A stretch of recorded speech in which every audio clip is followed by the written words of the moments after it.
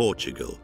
For nearly 50 years, it was a right-wing dictatorship, ruled by António de Oliveira Salazar. He called his regime Estado Novo, the new state. Salazar was the father of the nation. The dictator demanded obedience and respect from his people. His major goal was to preserve his country's colonial empire at any cost.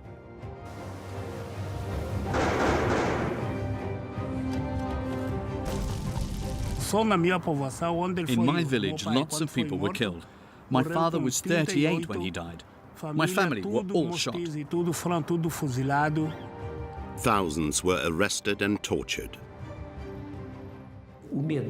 Fear was widespread. The nation bowed to Salazar. He was like God.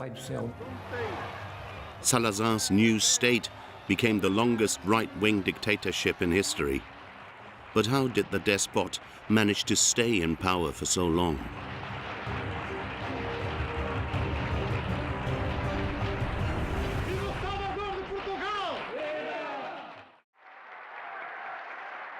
Lisbon, August 27th, 1963.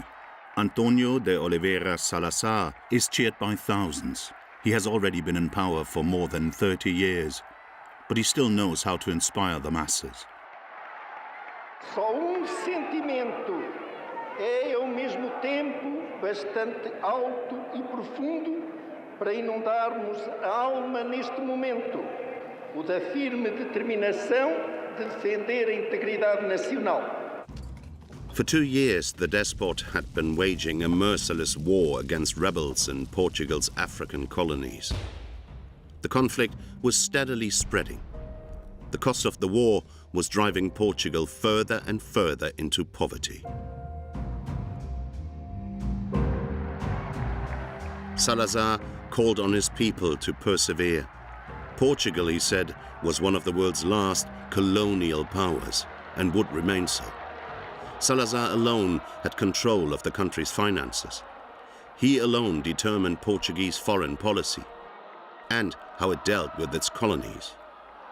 Salazar ruled over an empire that spanned the globe.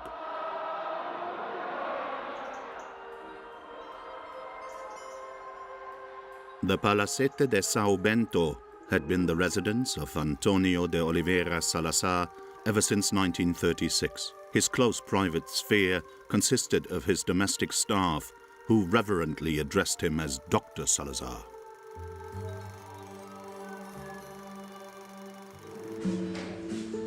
His last housemaid, Rosalia Araujo, grew up in modest circumstances with 9 siblings. Like many Portuguese in the 1960s, she had to fend for herself at an early age. Rosalia was only 14 when she found employment in the dictator's household. My starting wage was 100 escudos a month. By the end, I was only earning 300. Back then, 300 escudos were equal to €1.50. To make ends meet in the dictator's household, the staff reared poultry in the garden. He didn't waste any electricity on heating in winter. He worked with a blanket round his legs to keep himself warm. The dictator lived a withdrawn life. He used to attend early mass at 6:30 and always dined alone. Salazar lived exactly the way he governed his country. He eschewed all forms of investment and abhorred debts. Salazar was well known for his extreme parsimony and the austere and regular life he led. This put him in complete contrast to other European dictators of the time, who were regarded as wasteful megalomaniacs. His lifestyle was part of Salazar's charisma. He was seen as a selfless idealist who set aside every personal need in the service of his country. The contacts he cultivated were virtually all of a professional nature.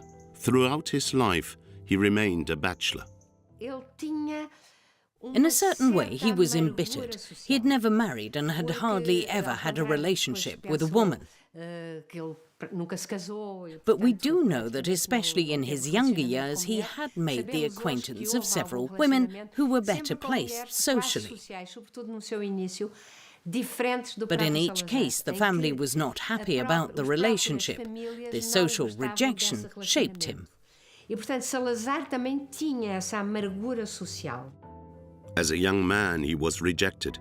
Later, as a dictator, he demanded absolute respect. Salazar clearly had a social hang-up. He became a university professor, which was clearly a social advancement, but the memory of his modest origins never left him.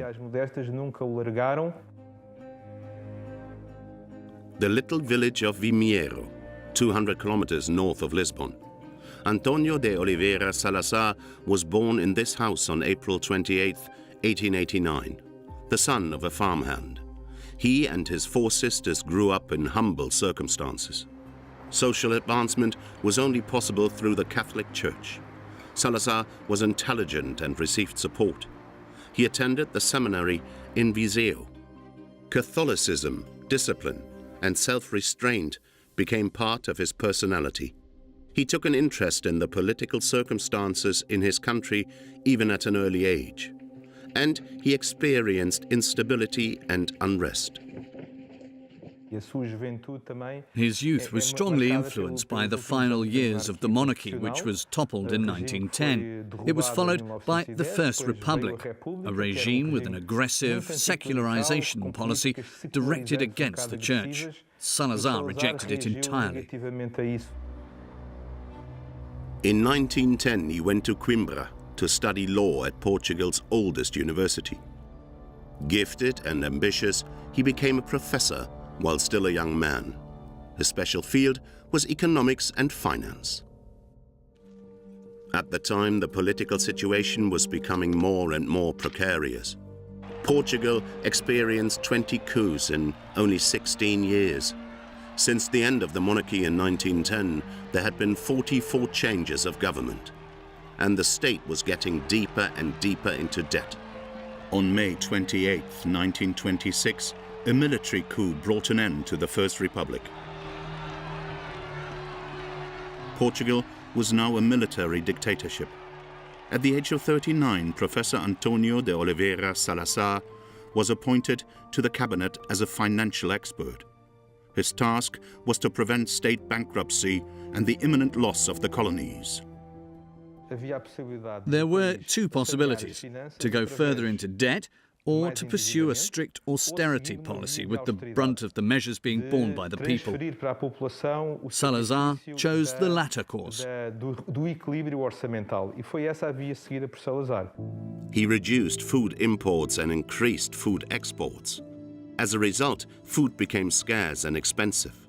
At the same time, Salazar raised taxes and imposed a pay freeze. Ordinary people had to go hungry. Salazar put construction measures on hold and saved wherever he could. As a result, in his first year in office, he achieved a budget surplus and began to reduce his country's foreign debts. He thus managed to avoid the imminent sellout of Portugal's colonies. This earned him widespread esteem. Salazar now enjoyed the unconditional support of the country's military leaders. Endowed with special powers, he established a veritable financial dictatorship. He placed his faith in a very austere policy and controlled the entire national budget, even the money spent by the ministries. On July 5, 1932, Salazar was appointed head of government. After reorganizing the state and preserving Portugal's colonial empire, this financial expert was regarded as the savior of the nation. My grandmother worshipped Salazar. Why? Because the end of the First Republic was a time of great unrest, and people had had enough. Promises were never kept. All anyone wanted was calm and peace. The Cardinal of Lisbon, Manuel Conchal Cergeira, had been Salazar's best friend ever since they were students. so the new head of government could rely on the unconditional support of the most powerful man in the Catholic Church in Portugal. His Catholic faith was one of the pillars of Salazar's policies, which explains his aversion to communism. As he saw it, no one had the right to participate in political decision-making, not even the clergy. A new constitution confirmed the division of church and state. In parliament, only one party was allowed, the União Nacional. Its chairman was Salazar himself. In the Estado Novo, all decisions were taken by him alone. Não discutimos Deus e a virtude. Não discutimos a pátria e a sua história. Não discutimos a autoridade e o seu prestígio. Não discutimos a família e a sua moral. Não discutimos a glória do trabalho e o seu dever. Salazar was now the absolute ruler, not only over Portugal, but also over a global colonial empire.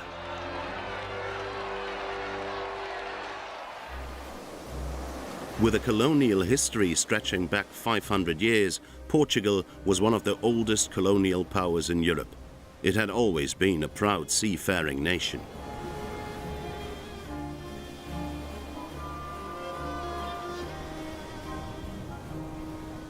The colonies played an important role in collective Portuguese identity. And when Salazar assumed power in the 1930s, this shaped his entire way of thinking. His every policy had a colonial element to it. This had been a tradition long before his arrival. At the place where conquering Portuguese seafarers once set out, in 1940, Salazar had a monument to Henry the Navigator erected. On Empire Square in Lisbon, it honors the era of the first colonizers. When Salazar came to power, Portugal still had colonies all over the globe. Angola with its wealth of raw materials, Mozambique, Portuguese Guinea, and other parts of Africa. A maritime and commercial power, it also had several possessions in Portuguese India, as well as the free port of Macau on the south coast of China and East Timor. Back then, Portugal was a poor, backward country. It lacked the money to develop its colonies economically, especially Angola and Mozambique. In the 1930s, Portugal could no longer build any major production facilities in its possessions. But the colonies were a market for Portuguese products. Salazar held on firmly to the colonies. After all, they meant prestige and economic potential for the future. He was driven by a fear of losing them. His foreign policy was geared to defending this empire, without compromise. The colonies stood for a world power, which Portugal had long since ceased to be. Salazar's image of Portugal was of a country that was intercontinental, that spread from the river Minho to Timor. Propaganda posters in 1934 compared the area of Portugal's colonies with that of Europe. The message, Portugal is no small country. Pride was again to become the predominant feeling in Portugal, along with strident nationalism, just as they were propagated by other dictatorships in Europe. In Italy, fascist leader Benito Mussolini had ruled since 1924. In Germany, Adolf Hitler seized power in 1933. And in Spain, 3 years later, General Francisco Franco staged a coup and became head of state. Salazar modeled his country along their lines, but their personality cult was alien to him. Salazar hardly ever turned to the people, and if he did, it was through speeches in parliament or addresses on the radio. As time passed, his appearances at major rallies became fewer and fewer. The Portuguese Festival of Youth in 1940. This is how the Estado Novo, the new state, celebrated. Salazar didn't like to be center stage himself. Nevertheless, Like other dictators of the time, he had mass processions organized. And there were other fascist elements his dictatorship incorporated. Salazar adopted the Roman salute used by Mussolini. The Hitler Youth served as the model for the Mocidade Portuguesa, Portuguese youth, scout camp romanticism combined with religious instruction and political propaganda. From 1939 on, children were brought up in the spirit of the new state. The focus was on obedience, loyalty, and pride in the fatherland. Salazar's goal was an isolated and independent Portugal.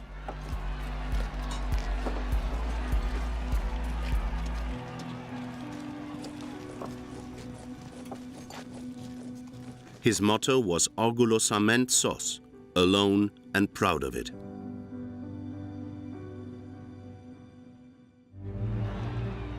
In the late 30s, Hitler's power in Germany grew. This forced Salazar to adopt a position. He rejected the Nazis' race laws and their anti-Semitism. As early as 1937, he ordered his ambassador in Berlin to do everything in his power to protect Portuguese Jews in Germany.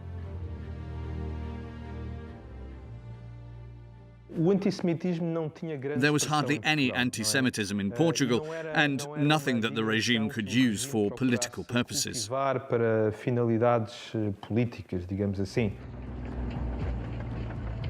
On September 1st, 1939, Germany invaded Poland. The start of the Second World War was a testing time for Salazar. With more and more countries in Europe sinking into chaos, the Portuguese dictator did everything he could to avoid becoming involved in the war.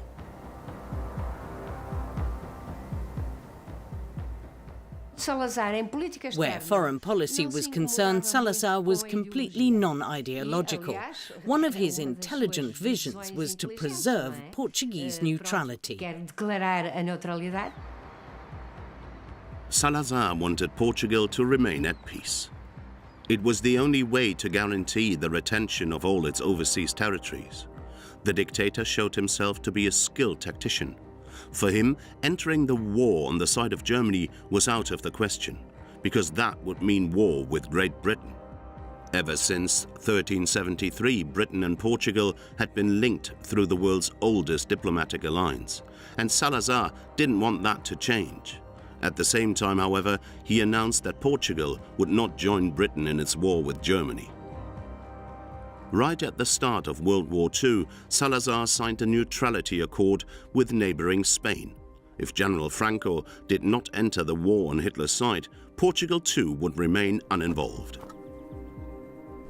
Even though Salazar rejected Hitler's wars, it didn't stop him doing business with Nazi Germany.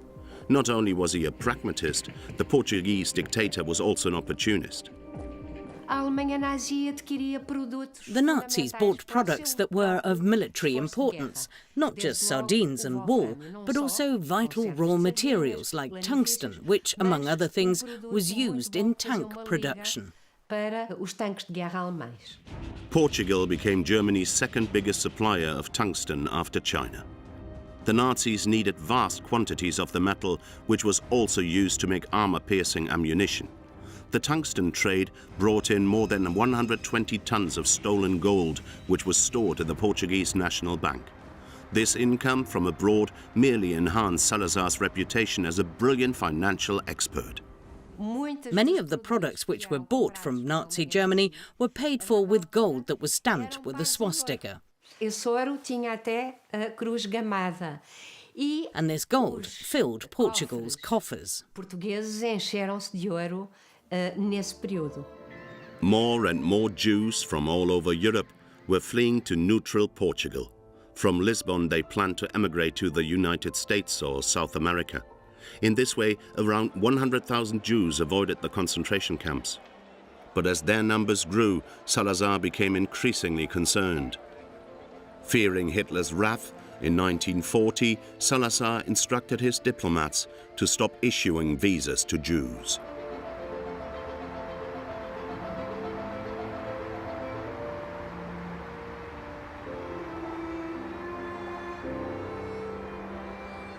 In 1942, Salazar embarked on one of his rare trips abroad and met Franco in Seville.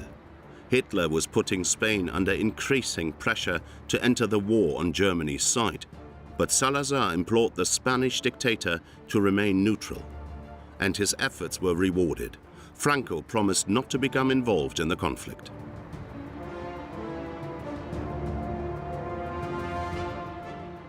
Salazar still believed that Hitler's armies could win the war, so to cover his back, he maintained good relations with Nazi Germany. But in 1943, when the tide was turning for Hitler, the Portuguese dictator turned to the Allies. He allowed Britain and America to establish bases in the Azores, which the Allies could then use against the Axis powers. Lisbon, May 25, 1945. The dictator is celebrated as a victor without ever having fought. Calls for democracy, which were also being heard in other countries of Europe, were to be silenced through personal appearances by Salazar. Many Portuguese saw the dictator as a peacemaker. They believed he had saved the country once again.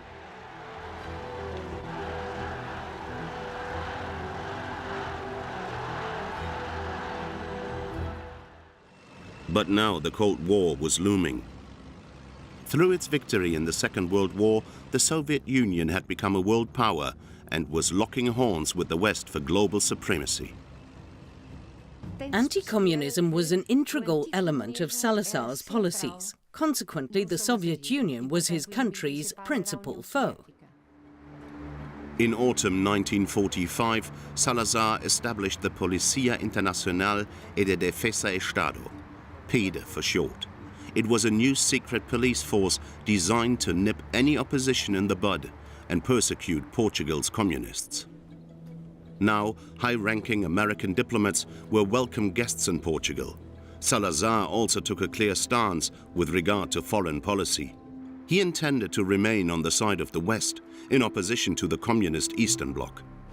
When NATO was established on April 4, 1949, Portugal was one of its founding members.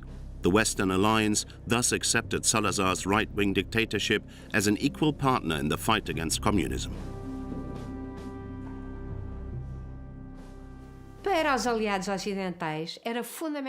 the Cold War against the Soviet Union, it was of vital importance to the West to have strategic partners in the southwest of Europe, in Spain and Portugal. To anti-communist and therefore anti-Soviet regimes. In his persecution of oppositionists and communists, Salazar was able to rely on help from abroad. The secret services of Western countries like France and Germany gathered information on Portuguese citizens in exile and passed it on to the PIDE. But there was also collaboration with the CIA.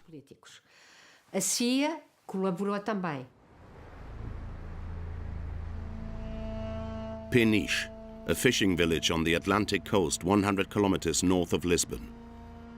This old fortress used to be one of the most notorious prisons run by the PIDE. In the 1950s, the regime had the cell tract extended. Anyone who was against Salazar was arrested. Many were tortured and in some cases killed. During the dictatorship, at least 2,500 Portuguese were imprisoned in the fortress at Peniche. One of them was José Pedro Soares.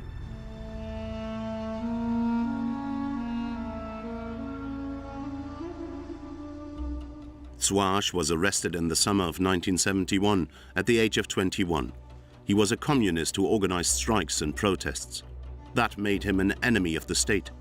Before being incarcerated in Peniche, he was interrogated at PIDE headquarters in Lisbon. He was tortured for several days.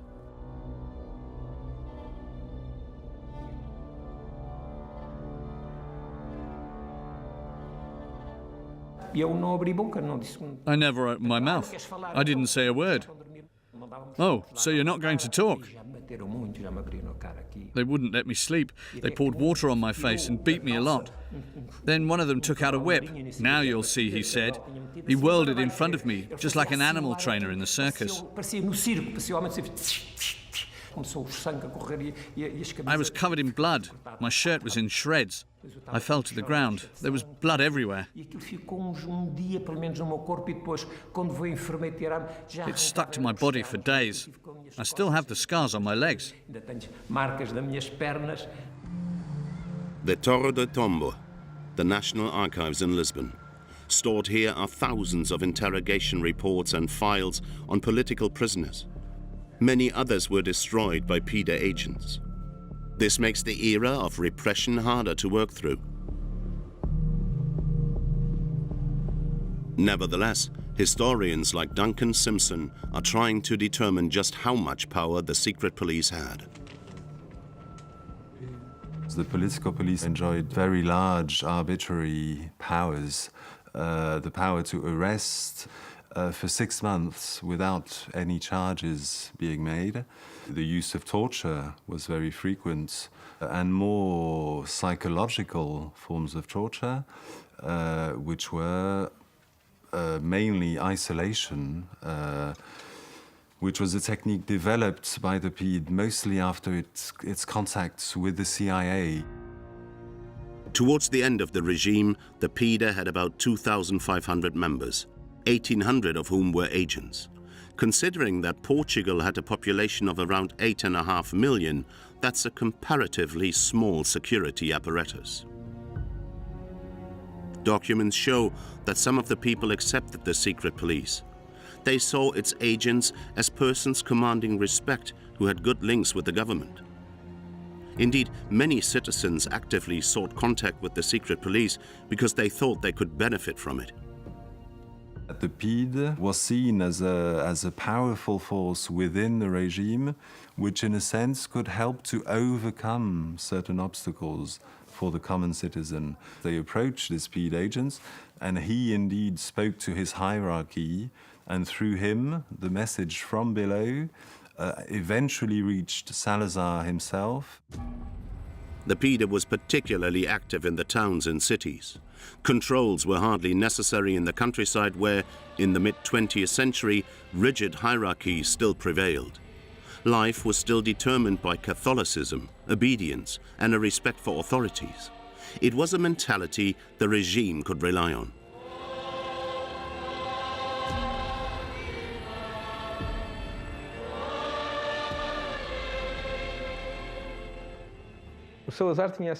There was this famous saying by Salazar: "The state must be so powerful that it has no need to use force." Ignorance was a fundamental pillar of the regime. Compulsory education was just 4 years for boys and only 3 for girls. The dictator purposely invested little in education. There was no way out of poverty.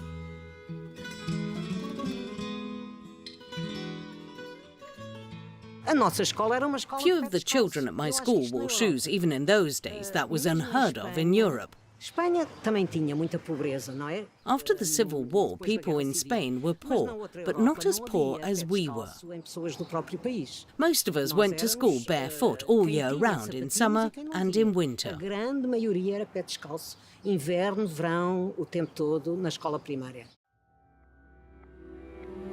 Portugal was largely cut off from the outside world, a country without any progress.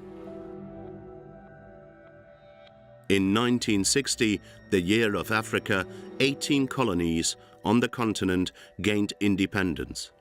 Only Portugal clung on to its overseas territories. Then, a year later, fighting erupted in Angola. Rebels attacked Portuguese farms in the north of the country. More than 1,000 settlers and numerous Angolan farmhands were killed. It was the start of a colonial war.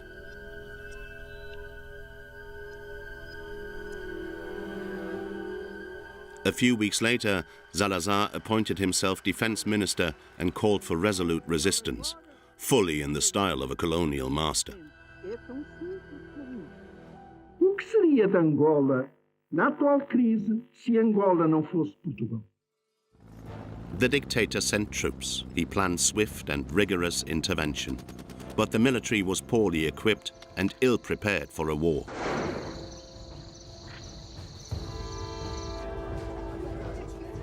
Angola was only the beginning.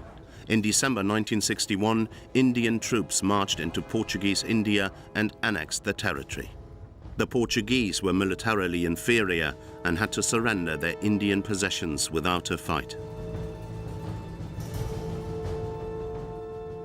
In 1963, a guerrilla war broke out in Portuguese Guinea in West Africa. A year later, there was a rebellion in Mozambique in the southeast of the continent. Salazar was now fighting a war on 3 fronts, thousands of kilometers from Portugal.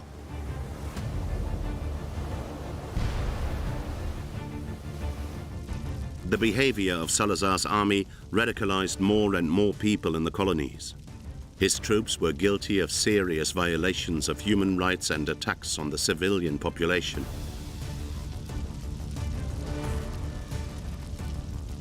Jacinto Francisco was still a child when his father attracted the attention of the PIDE. My father gathered all the young people in the village together and said, "Watch out, be prepared. Some die in war, the others survive, and the survivors have to carry on the war." Then agents banged on our door. They'd come for my father. He was handcuffed and arrested. They wanted to finish off everyone in our village. Lots of people were killed. My father was only 38 when he died. All my family was shot. I witnessed everything. That's why later I joined the rebels.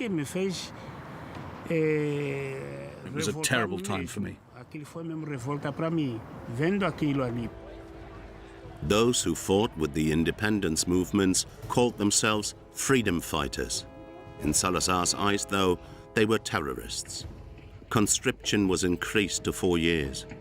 Now, nearly every young Portuguese had to go to war. Hundreds of thousands were sent from Lisbon to the colonies. In 1966, the troop ship Nossa set off for Mozambique. One of those on board was 21-year-old Antonio Ferreira. I knew that things weren't going too well overseas, but what could I do? We were all crammed together on board and kept hearing rallying cries like, "We're going overseas to defend our homeland." We had to go because those territories belonged to Portugal. Antonio Ferreira was supposed to defend Portuguese territory more than 5,000 kilometers from his homeland. Like many other soldiers, he soon lost his belief in the war being justified, partly because the troops got to know the local people. We realized that we were wasting our time and that we and the local people were being sacrificed. It was their country, and we were the invaders. The Portuguese faced adversaries who were totally resolute. And it was the same in every colony where there was rebellion. The war overseas became more and more futile, but Salazar stuck to his rigid colonial policy. Morale amongst the troops sank, and support dwindled even in the motherland. From 1966 to 67 at the latest, criticism of the war grew. One of the clearest signs was immigration. People, it said, vote with their feet, and many left the country. It was their way of showing that they rejected the regime. Between 1961 and 1974, around 1.5 million Portuguese emigrated. They were fleeing not only from military service, but also from poverty, because the huge cost of the war was ruining Portugal. In the late 60s, prices rose by up to 8% a year. Whereas other European countries were enjoying growing prosperity, over half the homes in Portugal had no running water. 7 million Portuguese, almost the entire population, were just about living on the breadline. In Lisbon, the slums were spreading.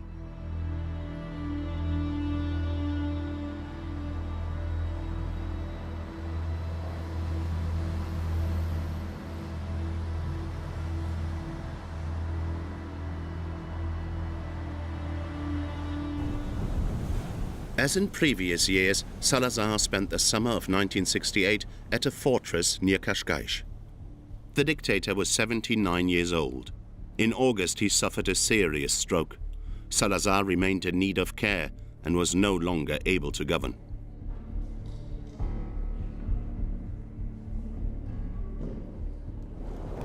In hospital, he was visited by European politicians like West German Chancellor Kurt Georg Kiesinger.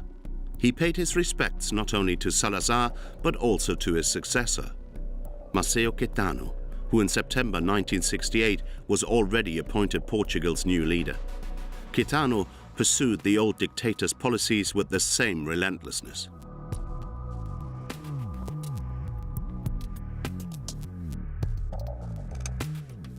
Salazar was oblivious to the fact that he no longer ruled the country. Right up to his death, we kept it from Dr. Salazar that he was no longer head of the government, that he was no longer in charge. No one told him, not even the new leadership. And who were we to tell him? His domestic staff? He died without knowing it. On July 27, 1970, the dictator passed away. Closest to the coffin and at his side to the very end was Rosalia Araújo. Antonio de Oliveira Salazar had ruled the country for 40 years. His death also meant the end of the Estado Novo. The regime itself continued to exist, with Maceo Caetano at its head. But the new leader lacked the charisma of his predecessor. The majority of Portuguese had grown up with Salazar and his reputation as a selfless servant of his people. The most powerful man in Portugal was laid to rest in a simple grave in the cemetery in his home village. His epitaph reads, "He came from modest circumstances, he lived modestly, and he died modestly."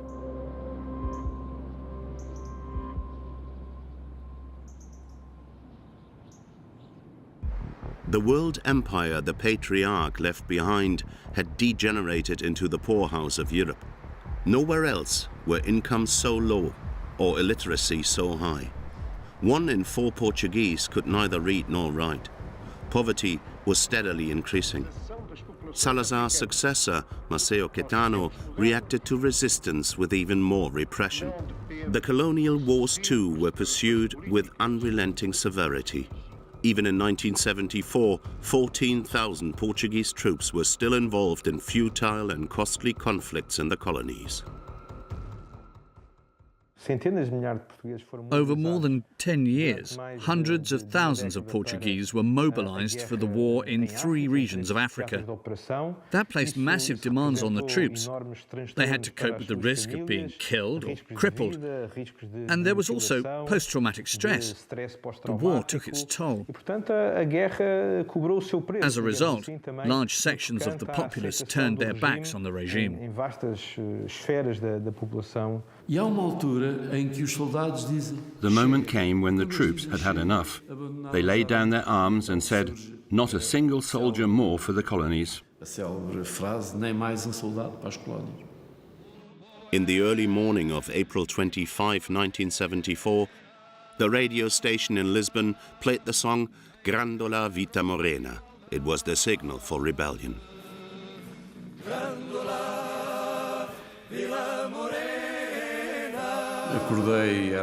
I was awoken by my mother at 3 in the morning.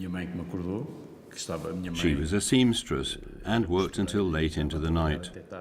"Get up," she said. "I think there's a revolution taking place." Tanks appeared on the streets of Lisbon. The plotters occupied the strategic points in the capital, a few ministries and the state broadcasting center. But the soldiers came as liberators, and the people were elated. As a sign of solidarity, many stuck flowers into the barrels of the soldiers' rifles. It was a gesture which earned the rebellion the name Carnation Revolution. The old regime wasn't toppled on that day, it simply collapsed. Its main supporters had been the armed forces and the police. and the whole structure just fell apart. That day, Alfredo Cunha took photos at the end of the dictatorship.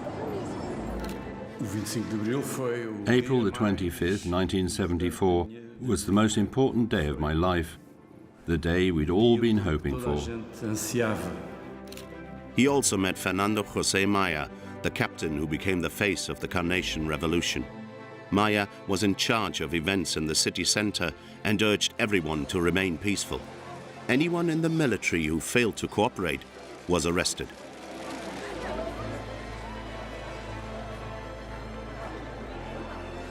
This also applied to agents of the PIDE. Maceo Caetano was removed from office. After 48 years, the dictatorship had been ended peacefully in just one day. Most Portuguese experienced the demise of the regime as a huge celebration.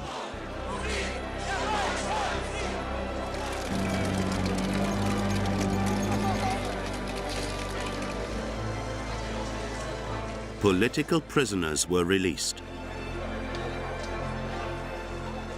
Among them was José Pedro Soares.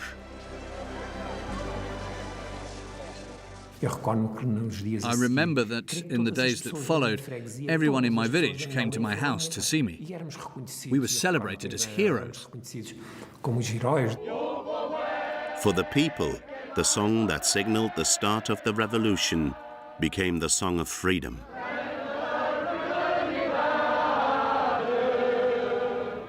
The year which followed the 25th of April was like a party. We were all so happy. The end of the dictatorship heralded a period of radical social change. The Portuguese people now demanded political rights and freedom for people in the colonies. Over the next 18 months, Portugal's African colonies were granted independence, putting an irrevocable end to 500 years of colonial history as a world power.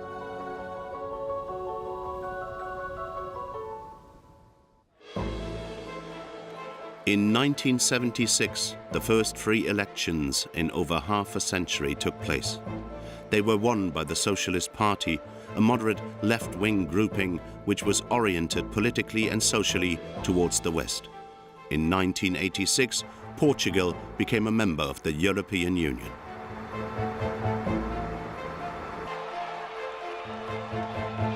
Today, there is one thing in particular which serves as a reminder of the end of nearly 50 years of dictatorship. The anniversary of the Carnation Revolution is a national holiday, and its main figures enjoy heroic status.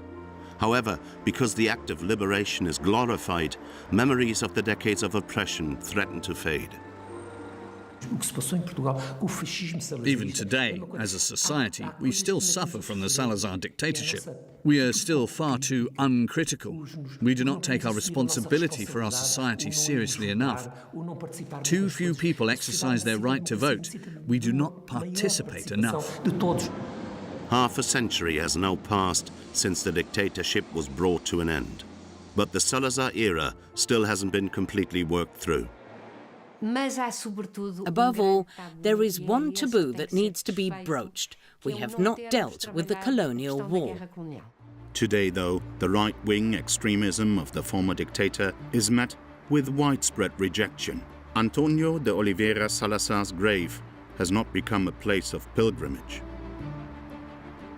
The house where he was born is dilapidated. No one visits it, and no one tries to maintain it. The building stands as a symbol of the political attitude towards the man who was once the father of the nation. There is no nostalgia where Salazar is concerned.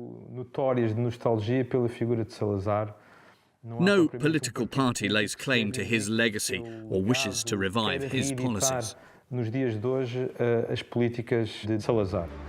Portugal has largely been spared the widespread shift to the right which other parts of Europe have experienced.